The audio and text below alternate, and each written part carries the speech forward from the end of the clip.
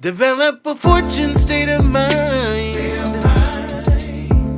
Time for a date with. Time for a date with. A date with the Dorseys. Hey, and welcome to another Date with the Dorseys. I am Dr. Jatan and Floyd Dorsey. the fourth. Together we make Dim Dorn Dorseys. One more time. Dim Dorn Dorseys. All right, now this time when you hit it, I want you to carry that last note a little bit further. Dim Dorn Dorseys. You gotta love it. I know y'all missed us. We missed y'all, and we are glad to be back for another series as we have promised over the last couple weeks. And so you have submitted your questions through the links that we provided, and we are ready to jump into this topic. We are in the lab, we are recording, we can't afford not to record, and we have so much to share. It's a convoluted topic, particularly for us, and one that we walked through kind of figuring it out as we went. Absolutely. And that was kind of the driver for us to want to use our platform to share our experience with hopes of inspiring, encouraging, and possibly even providing some guidance for others who may be experiencing it or, you know, have thoughts about it or just want to understand what it is that them Dorn Dorseys are talking about on all these posts and what they're experiencing. That's right. And one of the main parts is making sure that we can truly answer the questions to empower and equip those that may be contemplating a similar process or have gone through, or just the encouragement I think that you touched on that's going through it today, because this particular topic is challenging and it's not widely talked about, discussed, or even shared. Definitely taboo. When you're looking for information on, you really have to search deep. And then even when you find something, it's really hard to connect with because you just really don't truly know what you're reading, all the information that you're receiving, the credibility of the sources and things of that nature. So we're here to share. And hopefully you can take this information forward, and it may not be impactful to your life today, but it may be something that you can pass forward to someone else, because I guarantee you, if you have enough conversations, you will come across some individual in your family, your network of friends that are experiencing similar challenges that we face in our journey that can certainly help, inspire, and lead them down a good path for success. Absolutely. And I know we've kind of been talking in code here, and you're like, okay, that topic, this particular topic, this thing that we experience, what is it? What is it? Well, we are sharing with you a series that is focused on the path to parenthood. And again, this is more like a story time. I know oftentimes you all are used to us sharing some tips and giving you some tricks and all that good stuff to take away and really quickly apply. You'll be able to quickly apply and learn from this as well, but it'll be a different type of approach to the conversation. So I hope you're buckling your seatbelts and ready to take this ride with us down story lane. Down the lane. But before we get in really quick, as usual, I want to do a little housekeeping. So if you are looking to follow us so you can get these notifications and know exactly when we are dropping a new episode or have anything coming up, any new products, services, and things of that sort, follow us on Instagram or Facebook at Dim Dorn Dorseys. And then also we have a page on Facebook separately that's Fortune Enterprise LLC. And remember, Fortune is spelled IVTUNE, enterprise.com. So .com, and on Facebook without the .com, but the same.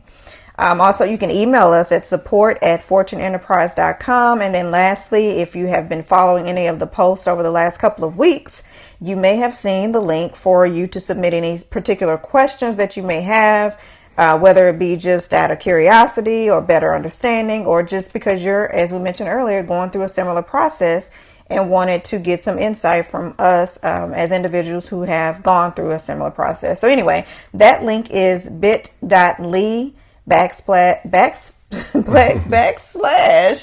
DDDSURROQA. I know that was a lot, but it's bit.ly backslash DDDSURROQA. Hey, I'll drop that link in the comments as well, so you'll have that easily available to click. Now that we've got all that out the way, housekeeping is in order.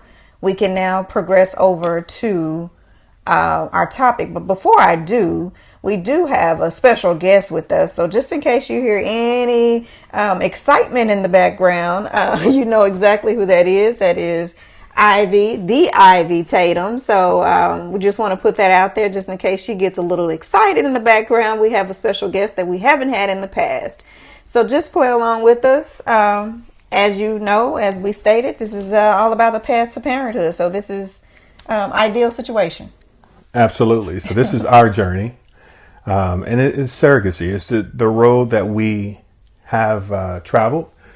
And I'll tell you, it was one that I never contemplated before we went down this path. Right. I really I can't even say that I knew like that was even a word in my dictionary. Right. That's right. So I definitely agree with that. But what we want to do before we even jump into that portion of the topic to say exactly where we ended. Again, you have to tune into all the series, the episodes for this series. But today we want to focus on really what, from an individual perspective, parenthood looks like for us, again, as individuals. And then what did it look like as a couple? And then we'll, progress into this conversation and get more into the meaty part of it that I'm sure you're really interested in knowing. Absolutely. So I'll kick it off with my own individual, journey from up to the point at which I was married and how I thought about family, children, and at least, give you more background on my mindset, even leading up to this point, right? So growing up, East Texas, family of four, two parents. So for me, it was a pretty good sized family, I guess, at the time, right? In the 80s through the 90s, having four children, especially with meager means, you start to really appreciate the value of family. And having, participated in several sports over the years and the support in sports, the support that I've received from my family, my parents particularly being at my games, or even through school, I started to grow this innate desire to really be able to reproduce that for my children in the future. So with that being said, I grew up wanting to be a father, leader, someone that could protect, provide, all those great things that today I cherish. But I grew up wanting to be able to be that, to become that and do that for my family. So in my mind, it was already set that I would have a family. If it's 2 to 4 children, hey, that'd be great. I had the names already picked out. The boy is going to be Floyd Dorsey V. The girl was going to be Florida or Flordrica, Florisha, some variation of Floyd, because I didn't want her to be left out, right? Floyd V, you got to have her with a Floyd as well. So that was at that point in time through my earlier years of my mindset. So the vision, the understanding, the thought was clear. The next step was for me now, how does this manifest? How does this come into fruition? And I'll tell you, the timing for me changed over the years. So balancing the timing was another key aspect. Now, as I reached my early 20s, I thought that, hey, this is a good time, only until I realized I didn't have the finances or the means to be able to provide for a family, let alone a wife, and, didn't have it for a wife, let alone children. And so my drive, my focus then begins to shift to say, okay, now I need to be able to make myself more valuable so that I can, garner more resources, funds. I need to focus on my career, right? It's time to go. And the more and more I can make myself more valuable, the more and more income I can produce, the better I can put myself in position to take in a wife and then to be able to reproduce and have children. In my mind, that was just pretty much the math and the science, and this how it's going to work. So I traveled down that path and, of course, ultimately end up getting married, which is great. And then at that particular point, and we'll pick up here after Dr. Jatun's, give you more background on her story and her path. But we'll pick up here at the point of which we got married and then our thoughts. But prior to that, my vision was fairly clear, right? I'm going to have children, going to be married, have a wife, going to be able to protect, provide, profess, lead my family down the right path, to grow, and not only just to have a family, just to have children, just to maintain them, but really I wanted to be able to raise them with the right resources and the right environment that could make them the best success that they could truly be. But more importantly, to have the wife that was going to be able to nurture and give the children, the family, everything that we needed so that we could live that fulfilling life that, we all certainly wish to have. And my job at that point in time was to be able to create the environment and the situation that could produce that. And so what I'll do here is I'll pass it over to Dr. Jatan and let her give you more of her individual background or mindset leading up to the point at which we got married. Yeah, so I'd say some of our paths did cross. So there was some alignment within the stories, although we weren't aligned at the time. But I'd say that initially my thoughts were, or my desires were, of course, to have a family. There was a point where I said, I want 2 children. There was another point where I said, well, just as long as I had one, or it didn't matter, just as long as they were healthy, right? So I kind of got to that kind of approach to it. However, just from my upbringing, I'll say my parents were, to me at the time, and even now still, the epitome of a great couple. How they worked together, how my dad led, how my mom followed, but still able to provide, support and things of that sort from the wife mother perspective. And so all of that I really admired, and I just wanted to not only emulate that, but just take it to the next level, even from what I've learned, what I've observed from them. And then also being raised an only child, I didn't really have, consistently, I'll say this, I didn't have the exposure to a home that was larger than this 3-family home that I was built or that I was raised in. I didn't build it, but that I was raised in. And so whenever I would go around other cousins or other family members that had, multiple siblings and larger families, it was like, oh my goodness, there's a lot going on. I had to kind of take it all in. It was a lot for me at the moment. But then when I leave, I'm like, oh, that was kind of fun. So that just kind of led me to the thought of maybe, more than one child, because they would need, of course, some entertainment. They would have to entertain each other. Anyway, I was going along that line, and my thoughts kind of went up and down and round, but it never changed as far as the fact of me wanting a family.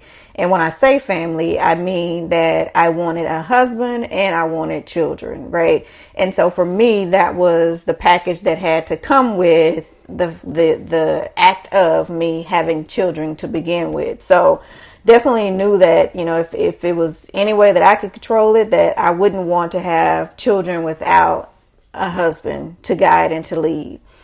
And so I kind of, went through my life from a young adult to an adult with that same mentality. And so as I continued to grow, I then also got really focused on my career.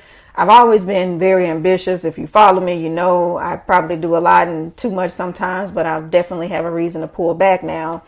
However, it was just always a thought of building a legacy, like creating, and it's not just all monetary, although that's key, but just building something that I could pass on to my children, something that they could observe and see and know that they could do the same thing, or they could do anything better, or that they could do whatever it is that they wanted to do. And I think that was always the thing that kept me going, because I just wanted to do better and be better. And my parents wanted that for me. And so I carried that into my being, that I wanted that for my children. And so with all that being said, I got really focused on my career. I really plunged into academia from a perspective of gaining a degree, and then also being a teacher, and then entrepreneurship. So I was juggling all of this stuff to build up and to create what I thought would be ideal for laying the foundation to make it easier for my children, my legacy, once I got to that point. And again, that point would have been post obtaining a husband. I don't know if that's how you say it, obtaining a husband. But, you know, post-marriage, I'll say that. But I won't continue and go on and on and on, which I could elaborate on some of the stuff that I've already said. But in general, those are my focuses, like just really kind of carrying out what I saw my parents do and be, but taking it to another level even, and then creating a family of my own while building a legacy in the moment that I was in, leading up to the point of which I would become a wife and a mother. That's right. And so now as we bring things together and we get to the point of which we became one, right, a unit, you know, one of the main questions that I've gotten over the years is, why did you wait, right? And I think you'll hear probably the same from many other people, is the way I grew up, you know, meager means, right? And so one of the main things, one of the main drivers for me was to be able to put my family in a better position than I was. And if I'd have started too early, I may have been in a similar situation growing up that I didn't want to really have to experience, or my children to experience. So the biggest driver was to delay marriage, delay having children, so that I can pursue the career, the resources, all of those things, or to even become the man, right? There's a process of becoming for a husband and the man that I had to go through, so that now I can not only just be from a providing standpoint, but I need to be the leader, right? I need to become the man that I need to be, so that I can do what it's going to take, or has taken, or is taken, to do and provide for my family. So that was really, I guess, the story. And I'm sure if you go across this country nowadays, you will find a lot of couples are experiencing the similar thing. Mm-hmm. They're delaying because they want to put themselves in better position. Yeah. But that delay comes at a cost. Definitely. And I'd say that it's cultural too. That point that you just made, I think that, you know, for certain cultures, there's so much traction that you have to make up for that you didn't have where other cultures do.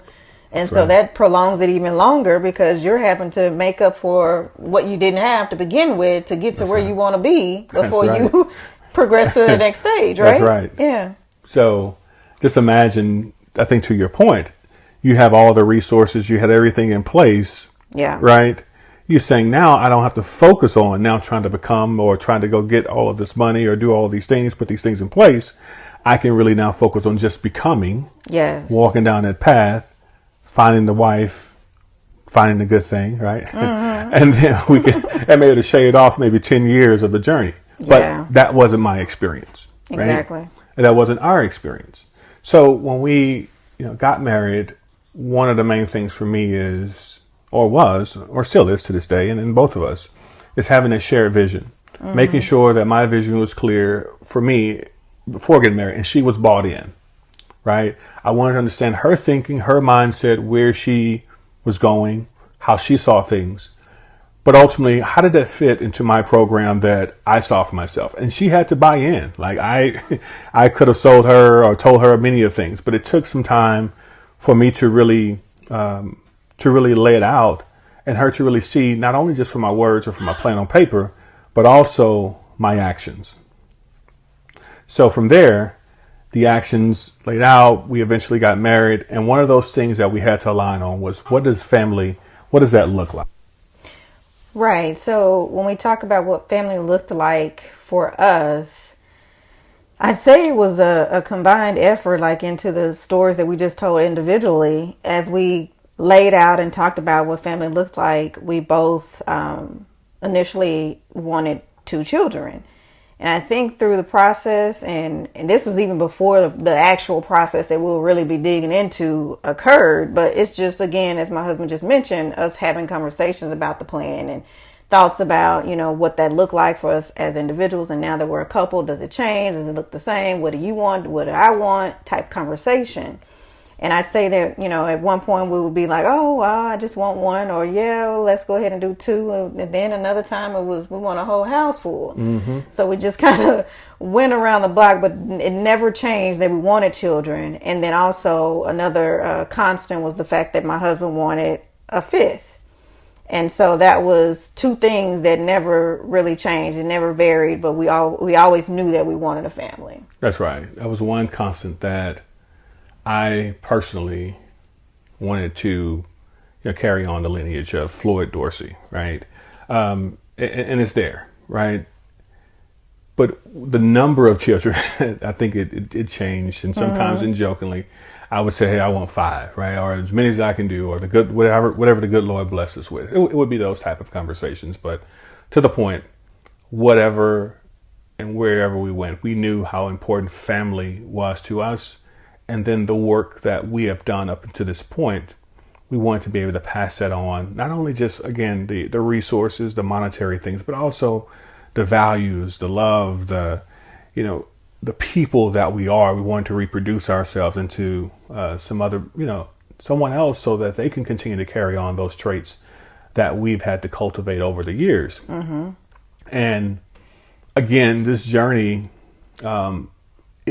we say it so quickly in 15, 20 minutes, but it took some time. I was just going to go into that, yeah. Of refining and of becoming. Right? I think that's really been the part of this journey, is who we had to become, even to the point of which we were even saying, yes, we are ready to now have children. So before you go into that, though, can we say this, that there was a duration of time that we dated for quite a while.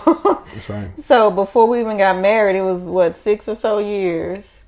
Yeah. Yes, like before we actually even got married. So it wasn't. I mean, we talked about expectations from both sides as far as children and family, of course, before you marry anyone. That's a part of the discussion, it was a part of our discussion. But again, we knew we both wanted to be married as well before we built this family.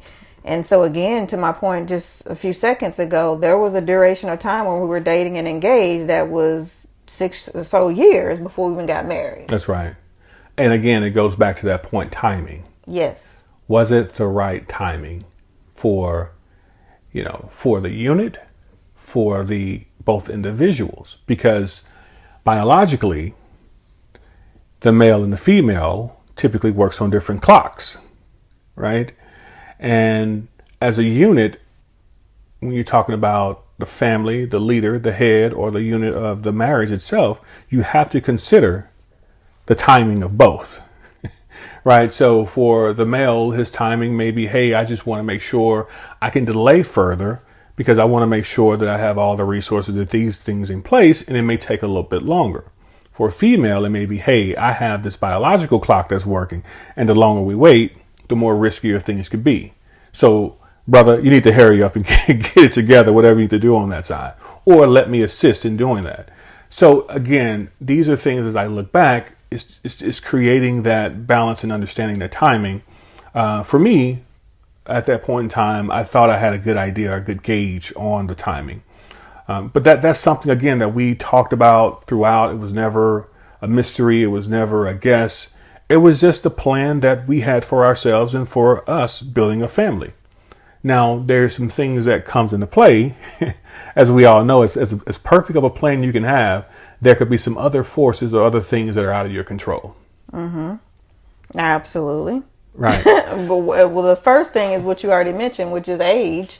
So that time, that clock is steady ticking for both of us, and time waits for no man. That's so it.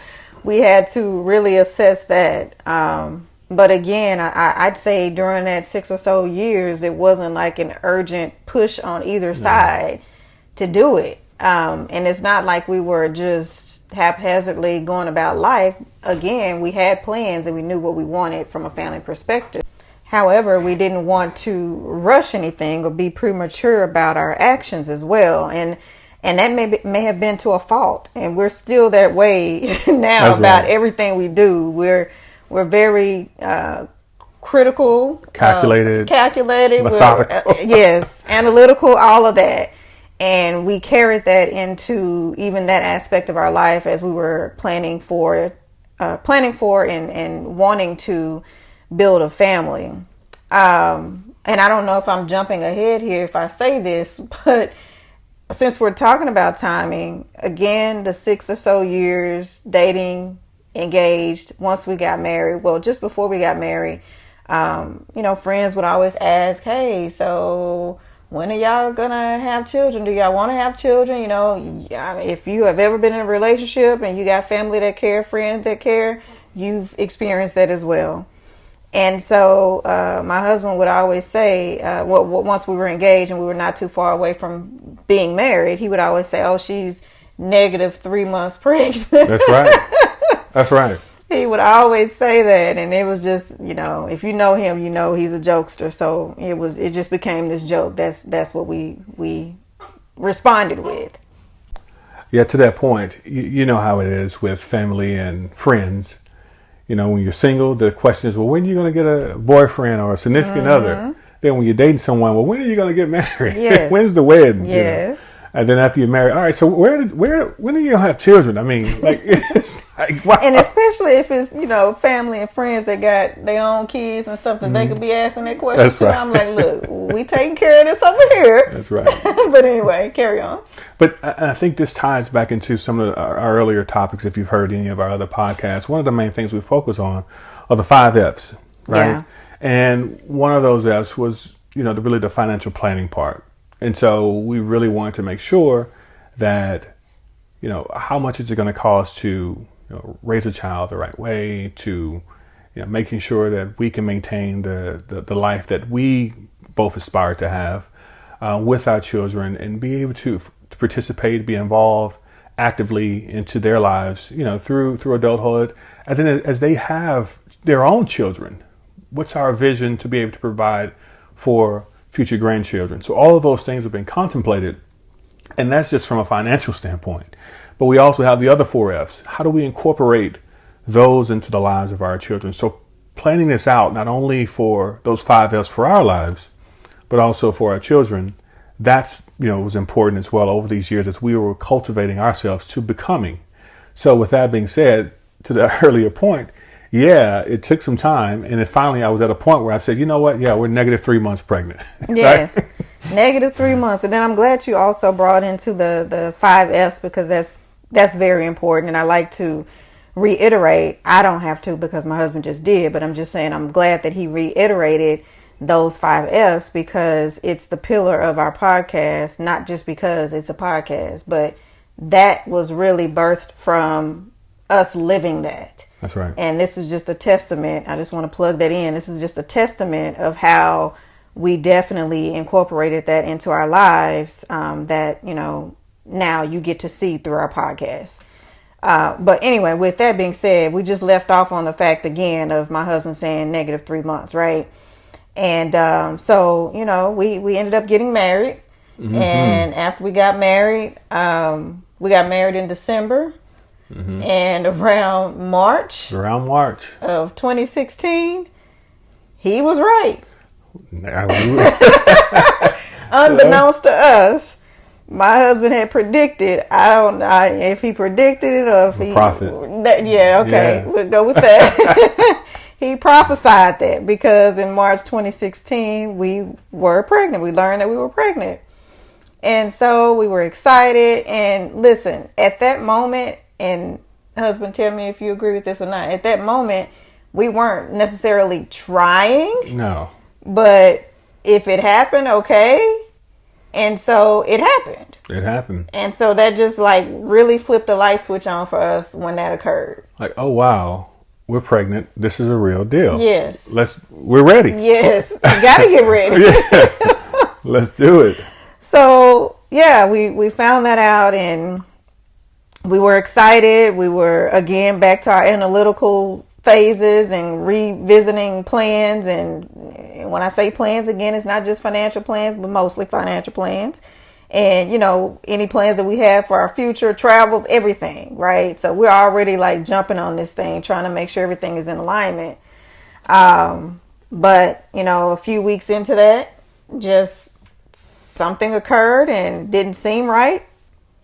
And of course, if any of you women out there, maybe even men, you know, that when you discover that you're pregnant, they don't take you in right away for an appointment. You have to wait. I think it was like 7 weeks. at least 7 like weeks. Yeah. Mm-hmm. And so at the time of us discovering this, I think we were at 3 or 4 weeks. And so just imagine not being sure about what's going on and something's just not seeming, you know, like it's right, but you can't go to the doctor. Because you've never been pregnant before. So it's like, I don't know what this is. Don't know what this is. Is this normal? So anyway, we waited for that 7 weeks. And from there, again, we knew that we had the 7 weeks time span to wait. However, with those concerns coming up, we got to a point where we were like, let's just go to ER, see what's going on. Maybe they can tell us something, or, you know, perhaps if there is something wrong, they can help us get on the right track. All these things going through our heads, again, not knowing, because this is the first experience. We get to ER. Of course, they didn't have much to say. They did the sonogram and everything, but of course they couldn't report anything right away. At least the technician that was conducting it couldn't. But I kind of felt like something was off with the way that she was responding. And so they wanted us to wait until our appointment. So all of that, you know, really was for naught, kind of, because they couldn't affirm anything or confirm anything. So nonetheless, we had to wait for that 7 week time span, finally get to the gynecologist, OBG. And that's when we were they confirmed that, you know, it wasn't successful. The baby wasn't growing as it should. And so at that point, that was the kickstart to our path to parenthood. That was the kickstart. That was the kickstart, definitely. But it was an amazing moment. Yeah. Not that, while that wasn't a success, it opened up the doors. Like, wow, we were not even trying.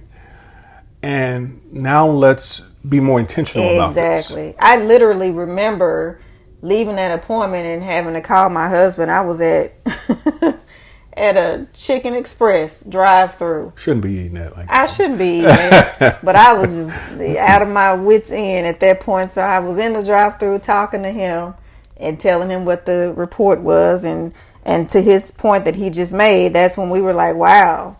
Like, this was just real. It was right there in our hands, and now it's gone. And it really changed our perspective and even our action, I'll say, towards that goal. Then that's when, like I just said, a light switch just kind of flipped. That's right.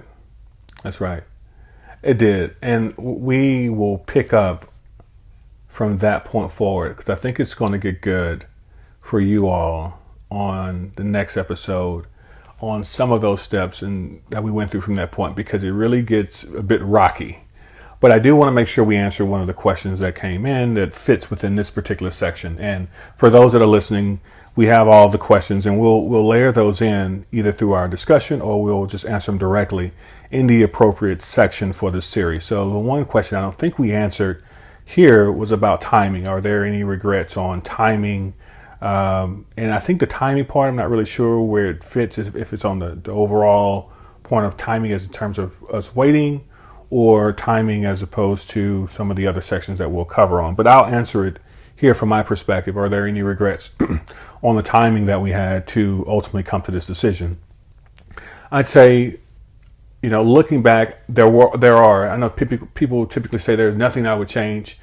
For me, I look back and I say, yeah, there are some things I could have changed. I think within that 6-year period that my wife was speaking about, where, you know, we delayed to get married, delayed to get engaged. Now, that wouldn't have precluded us from having children, but it was important for me to be married before. For us. Yeah, exactly. Yeah. For us, absolutely, to do that. Again, to each his own. For us, that was important. So I would have compressed that time, or expedite that a little bit sooner to move things up. Now, who knows what the outcome would have been? It still doesn't guarantee me anything. So again, from a timing standpoint, are there things that I could have done differently? Maybe, maybe not. Maybe compressing that time would have created more of a long tail on some other areas, right? Yeah. So who knows, once you start to manipulate one thing, you get the butterfly effect. It impacts something else. So in theory, maybe I would have changed some things. The only thing I'd have looked at is saying, hey, can I compress some of the timing part on the front end? But again, maybe not. Given in those situations, if I had to go back and revisit it, I don't know what that would have done to ultimately get to where we are today, because I do think we're truly at a beautiful place. And with the pressure, with the challenges that we face, we've truly just become something different than we were, or even more than we even imagined that was in us, has really gave birth to something more and manifested. So I can't individually trade that. And as a unit. Yeah, I can't. Yes.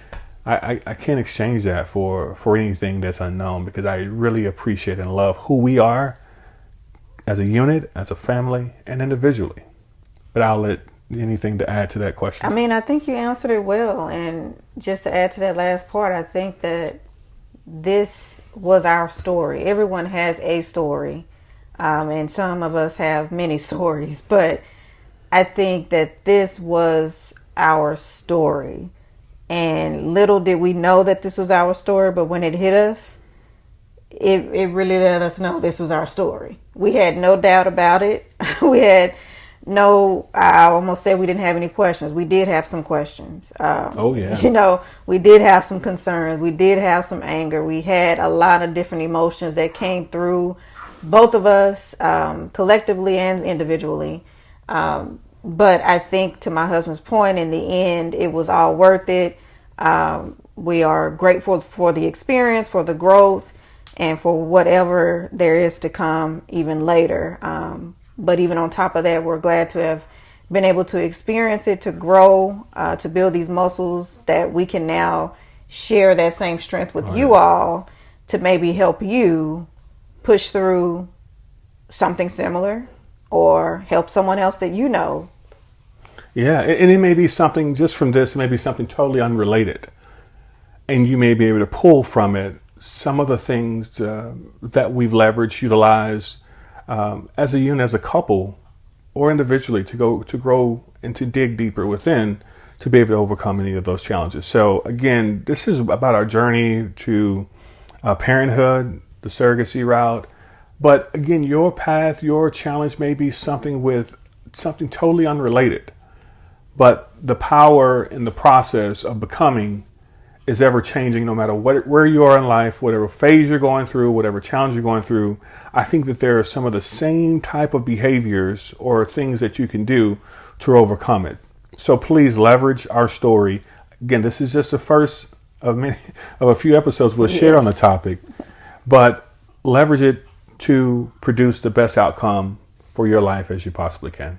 Absolutely. Close out, Queen. Yes. So as you know, we just, left you with that cliffhanger. So you've got to tune in next time to see where this story goes, or how the story goes, because if you've been following us, you probably know the actual end result. But we're going to be telling you step by step, to my husband's earlier point. Of course, we can't dictate every single incident, but we're going to be giving you the dibs on what happened after that doctor's appointment, and what that light switch really looked like when the lights came on. When the lights came on. So with that, again, if you want to follow us, make sure you do on IG and Facebook at Them Darn Dorseys. We're also at Fortune Enterprise. That's IV Enterprise. Our website is www.ivtuneenterprise.com. You can also email us at support@fortuneenterprise.com. And lastly, make sure you send any of your questions. Again, we have quite a few questions that we're going to layer into these different episodes throughout this series. But if you happen to be listening and a question comes to mind, feel free to submit your question as well to bit.ly/DDD SURROQA. That's bit.ly/DDD SURROQA. Again, I'll make sure we have that link available for you to quickly and easily click. Aside from that, this has been another Date with the Dorseys episode. Until next time, bye for now. Bye. Develop a fortune state of mind. Time for a date with A date with the Dorseys.